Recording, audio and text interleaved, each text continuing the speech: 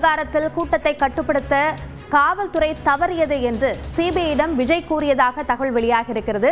இதுகுறித்த கூடுதல் விவரங்களை நம்முடைய டெல்லி செய்தியாளர் சுசித்ராவிடம் கேட்கலாம். சுசித்ரா, விஜய் சிபிஐயிடம் என்னென்ன விஷயங்களை கூறியுள்ளார் விசாரணையில்?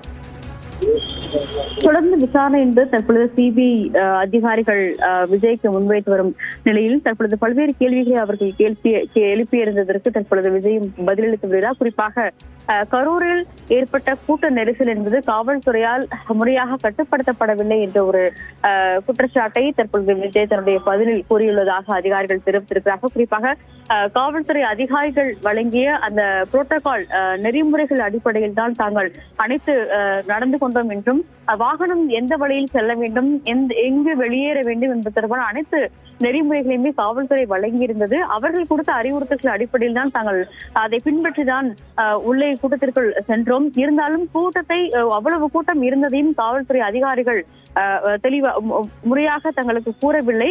அது மட்டுமல்லாமல் இந்த கூட்டத்தை கட்டுப்படுத்த தவறியது காவல்துறை தான் என்ற ஒரு கருத்தையும் அவர் இன்றைய விசாரணையில் தற்பொழுது கூறியுள்ளதாக சிபிஐ அதிகாரிகள் தரப்பிலிருந்து கூறப்பட்டுள்ளது.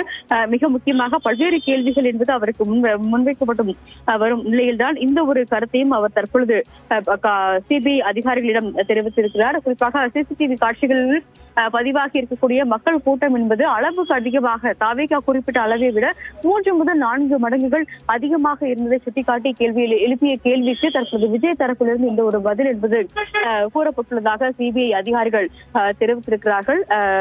விசாரணை அதிகாரி அஜய் யாதவ் தலைமையிலான அந்த ஒரு குழுதான் இன்று விசாரணையை தற்போது நடத்தி வருவது மிக முக்கியமாக பார்க்கப்படுகிறது. அது மட்டுமல்லாமல் கடந்த 1 மாதத்திற்கும் மேலாக செய்யப்பட்ட தலைவியல் சோதனைகள் மற்றும் ஆய்வுகள் அடிப்படையிலும் இன்றைய விசாரணை நடைபெற்று வருகிறது என்ற ஒரு கருத்தையும் தற்பொழுது அதிகாரிகள் தெரிவித்திருக்கிறார்கள்.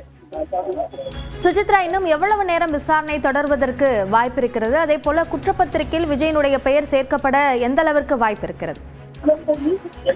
இன்றைய விசாரணை என்பது அடுத்த சுமார் ஒரு 5 மணி முதல் 6 மணி நேரங்கள் வரை நீடிப்பதற்கான வாய்ப்பு உள்ளதாக அதிகாரிகள் சிபிஐ தரப்பில் கூறப்பட்டுள்ளது. ஏற்கனவே கடந்த முறை விசாரணை என்பது சுமார் 5 மணி நேரம் நீடித்த நிலையில் இன்றைய விசாரணை நாள் முழுவதும் குறிப்பாக கேட்கப்படும் கேள்விகளுக்கு விஜய் கூறும் பதிலை பொறுத்துதான் அவருடைய அந்த ஒரு பெயர் என்பது குற்றப்பத்திரிகையில் இணைக்கப்படுமா இல்லையா என்பது குறித்த ஒரு முடிவுகளை எடுக்க முடியும் என்று சிபிஐ முதற்கட்டமாக கூறியிருந்தாலும் இருந்த பதில்கள் சிசிடிவி காட்சிகள் மற்றும் ஆதாரங்களுக்கு எதிர்மறையாக ஒரு சில பதில்கள் என்பது தாவேகா தரப்பிலிருந்து கிடைக்கப்பட்டுள்ளது. குறிப்பாக விஜய் தரப்பிலிருந்து கிடைக்கப்பட்டுள்ளது. நிர்வாகிகளுடைய கருத்துக்களும் அவருடைய கருத்துக்களும் ஒன்று போல் இருந்தாலும் சிசிடிவி காட்சிகள் பதிவாகியுள்ளது வேறு விதமாக உள்ளது என்ற ஒரு தகவலையும் சிபிஐ அதிகாரிகள் தெரிவித்திருக்கிறார்கள். இந்த விசாரணை குறிப்பாக இன்றைய விசாரணை இறுதிக்கு பிறகு குற்றப்பத்திரிகையில் அவருடைய பெயர் என்பது எந்த அடிப்படையில் சேர்க்கப்பட உள்ளது என்ற தகவலையும் அதிகாரிகள் தெரிவிப்பார்கள் என்றும் கூறப்பட்டுள்ளது. குறிப்பாக தற்பொழுது வரை இந்த வழக்கில் சாட்சியாக இருக்கக்கூடிய